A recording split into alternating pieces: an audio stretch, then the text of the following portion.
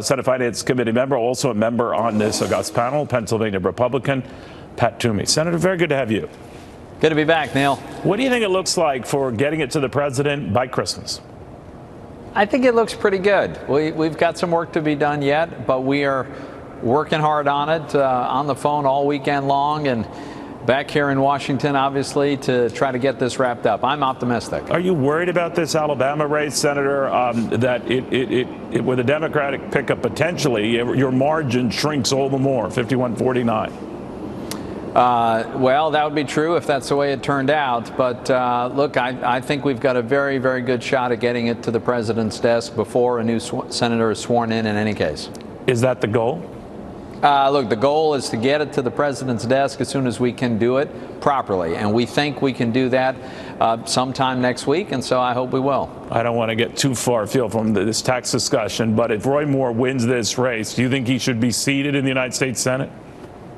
I don't think we have any choice in that matter, Neil. I think the Constitution is very clear. If he is seated and that is properly authenticated and certified by the officials in Alabama, then I think we're obligated to seat him. And I think at that point it's probably going to be a matter for the Ethics Committee to investigate the charges against him. All right, even though they would be decades-old charges, whether you agree with them or not. That's right. Right, okay. On the tax thing, the latest wrinkle seems to be when to implement the corporate tax cut, Senator, and whether you're open, in your case, to hiking a little bit. I think the Senate has an implementation date of 2019, the House 2018. There is talk of raising the 20%, maybe to 22%, to win over some of your maybe anxious colleagues in the House and the Senate. Where do you stand?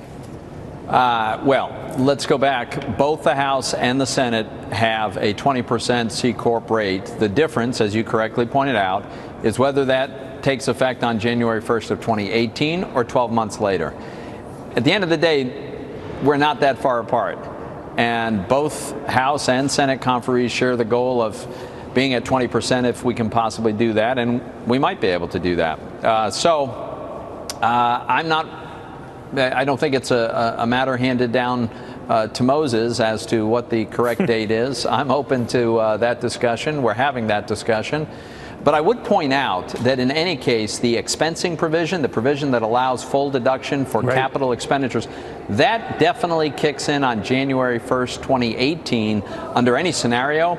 So the fact is you might get a bigger boost of economic activity if you delayed the lower corporate rate, because then capital expenditure could be deducted against the 35% rate rather than a 20% rate. Either way, the economy is going to respond very positively to what we're doing. There'd been talk as well about increasing the deduction for state and local taxes beyond the $10,000 threshold. How do you feel about that?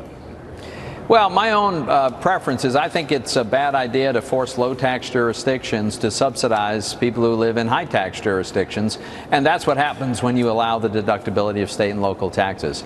Having said that, we understand that there are a number of Republicans in high-tax jurisdictions that are concerned about this, so that's an ongoing discussion about where we land on that. You know, all of this, when maybe the more time people have to examine things, you've seen this Wall Street Journal report of 100+% tax for some entities, and then you have individuals in some of these aforementioned high tax states who could end up paying more, maybe significantly more, that when people get a wind of this, that they're going to have a little case of sticker shock, and it's one of those, be careful what you wish for, you just might get it. What do you say? Yeah, there's very, very few people that are going to have a tax increase. The story about the 100% marginal rate, it's a very, very selective, unusual circumstance, and it would only apply to a small amount of income. And by the way, I hope we can fix that, because that is not a desirable feature. But look, the basic takeaway is the vast majority of American taxpayers are going to pay less in federal taxes, and we are going to encourage a tremendous wave of new investment and business expansion. Both of those things are really good for the people that I represent. Senator, thank you for taking the time. We appreciate it. Thanks for having me, Neil. All right, and it's